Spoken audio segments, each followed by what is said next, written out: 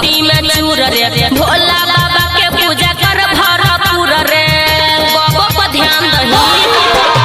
रे पूरा सावन रह भक्ति में चूर रे भोला बाबा के पूजा कर भरपूर रे यने ओने नहीं तो ही ध्यान यने ओने नहीं तो ही ध्यान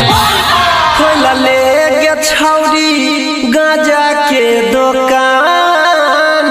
लेवे खातिर अइबौगे जान सुबह शाम खोल ले गे छौरी गाजा के दुकान लेवे खातिर अइबौगे जान सुबह शाम सावन में खोल ले गाजा के दुकान लेवे खातिर अइबौगे जान सुबह शाम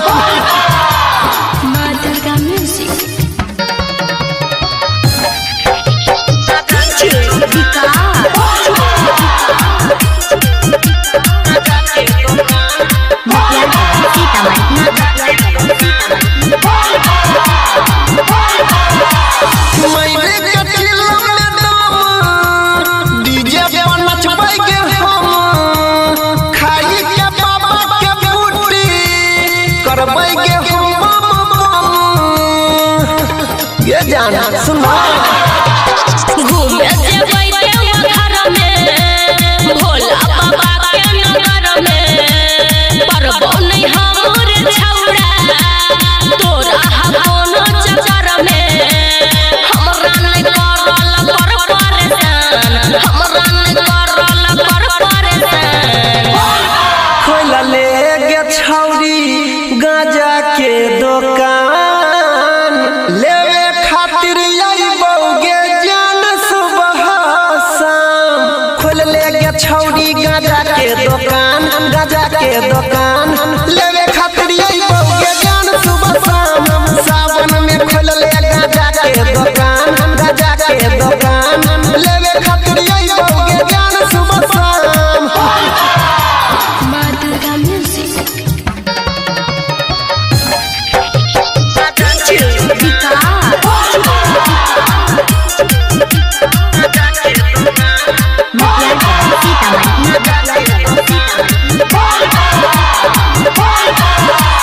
बतिया हमर कोई मान गे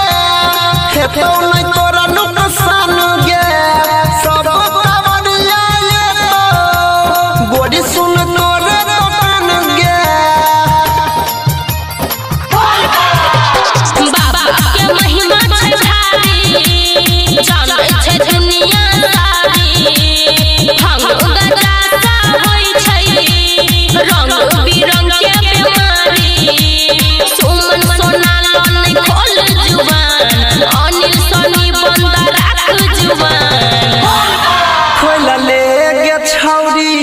गाजा के दुकान लेवे खातिर अइबौगे जान सुबह शाम खोल ले गे छौरी गाजा के दुकान लेवे खातिर अइबौगे जान सुबह शाम सावन में खोल ले गाजा के दुकान